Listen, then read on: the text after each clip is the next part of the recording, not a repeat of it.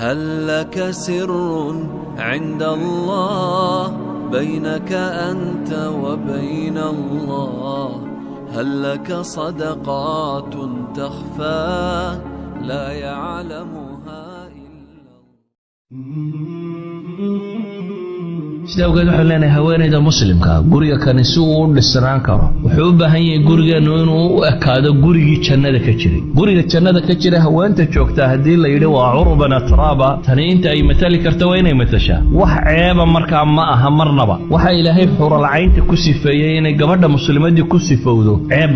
ma aha ceeb markaan leenahay waxaan u jeednaa ma aha wax laga khajilo alxayaa qayb kamid waa madmuum qayb kamidina waa mamduuc waxa sharcigu in laga xishooda waa madmuun baylay kuma jirto maxbuubaadka waxa la jecel yahay kuma jirto bal quraanku markuu tilmaamayay ragga iyo haweenka waxa la yidhi uhilla lakum laylata siyam ar-rafathu ila nisaikum hunna libasun lakum wa antum libasun lahunna wa min aqwali al-mufassirin fi ar-rafath waxay yiraahdaan hadalka markuu qofku caadigu meel ka hadlayo ka khajilo ama si aanu ku dhiiranin inuu yiraahdo guriga se waa la isu mar dhigtaaba wax laga khajila ma yaalaan sadaradeed kalimatu ar-rafath ay culimadu leeyihiin loo adeegsaday jimaaca oo muqaddamaadkiisa looga jeedo waxay yiraahdaan gabadh badawiyada reer miyiga ayaa qamiis casiya waxbay qaadato xinxinaysatay dabeetana tusbax bay qaadatay baa la yidhi meel bay fadhiisatay way wartid walaa waxay ku yidhaahdeen ma bacda hada min hada labadana waddo kala foga inaad cusburato mariya xidhxidhato iska dhalaaliso haddana aad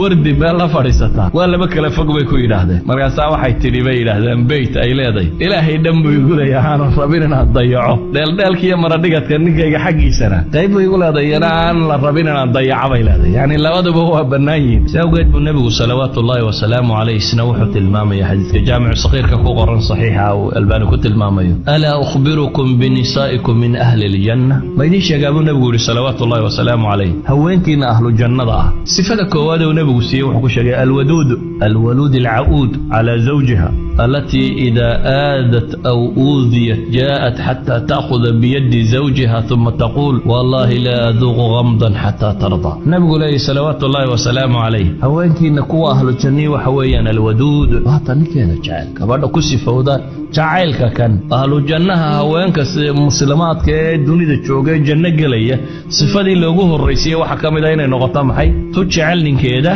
ووحدة ليسة وعودة خير يوناقول كده kula noqonaysa ta hadii ay wax dhinto ama iyada la dhibo intay ninkeeda gacanta qabato tidaada wallahi inaana waxba dhadhamin inaad raali noqoto mooyaan hadii xataa iyada la dhibo buu nabigu leeyahay ama se iyadoo ay wax dhibto mar kastaba u taagan inay ninkeeda raali galiso walidalik ayaa Laura Dwayne gabadha la yiraahdo Mareykanka ee leebugan ay u bixiyeen tarjumadiisa azawja almustaslima waxay tilmaamaysaa way gabadh guursatay dabeetana muddo markay joogeen bay ninkeedii istileen oo iska kala tageen waxay leedahay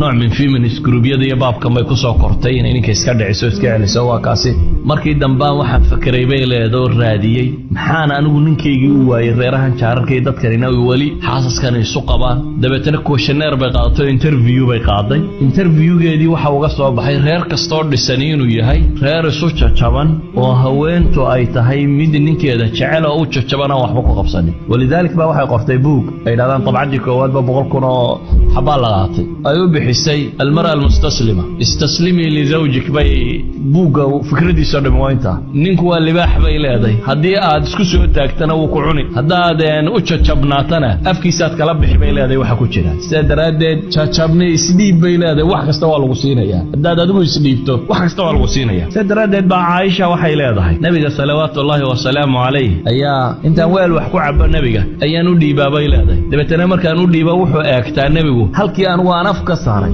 reerkeedu ku yaallo ka daba cabaa nabiga salawaatullaahi wa salaamu alayhi yani waa guri reer ku wada nool sadaradeed waxay leedahay weelkii aan wax ku cabay markaa nabiga u dhiibo halkii aan afka ka saaray weelka ayuu nabiguna salawaatullaahi wa salaamu alayhi afka ka saaray waxay leedahay araq waa lafta hilibka waliba marka inta badan laga dhameeyo wax yaroon ku sii hadhareen laf baan feentaayo halka aan ka goostay oo intaan feentaan u dhiiba halkii aan ka goosto isna ka sii feentaa bay leedahay nabiga salawaatullaahi wa salaamu alayhi yani Aisha dhaqankan waxay u soo guurinaysaa in muslimiinta barto nebi moxamed salawaatullaahi wasalaamu calayh siduu u dhaqmay. waxay tilmaamaysaa guriga siduu uga dhaqmay inay ahayd weelkaa haweentiisii wax ku cabtay halkay afka ka saartay inuu afka ka saarayay. waxay tilmaamaysaa iyadoo xayd leh inuu dhabteeda ku tiirsanayo oo ku jiifsanayay. habeenkii bikinik baanu wada bixi jirnay bay leedahay nebi, waa israaci jirnay litanazuh. waa nebi iyo rasuul weliba goorma jooga 50 jira odhan anugu oday baan ahay oo dee dhallinyarada raacraacda islaamaha anugu ma dabagala maaha. waa nebi rasuul ah oo 50 jira calayhi salaatu wasalaam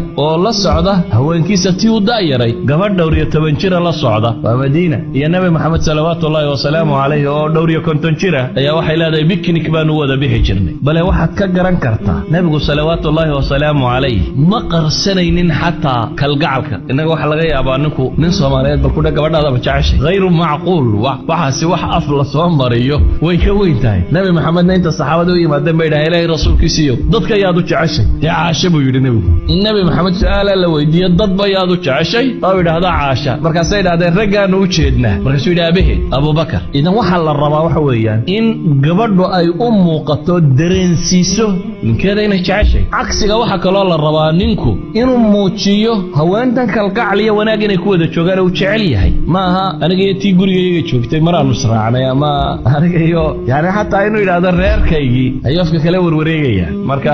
aniga iyo tii guriga joogtay buu leeyahay. asalku laakiin waxa weeyaan nebigu salawaatullaahi wasalaamu calayh intuu guriga soo galo ayuu shaqada guriga wax ka qabanayay oo uu la qabanayay haweentiisa tan. bal si uu cawaatifteeda u ilaaliyo, haweentiisu jeclaa asxaabteeday jeclayd ayuu nebigu hadiyada u diray. caaisha waa tii xadiidka saxiixa ku tilmaamaysay saxiixu muslim ku yaalay. marka neef la qalaba nebigu wuxuu idhaahdaa khadiijo asxaabteedii hilibka wax uga dir. hatay caaisha lahayd weligay gabadh kuma hinaasin haweentaa dhimatay oo aanan isa soo gaadhin sidaan ugu hinaasay bay leedahay. siduu nebigu jacaylkeeda uu muujisanayay aan ugu qarsanaynin inuu jecel yahay ayuu muujisanayay. bale asxaabteedii iyo dadkii ay ku xidhnayd inuu jecel yahay.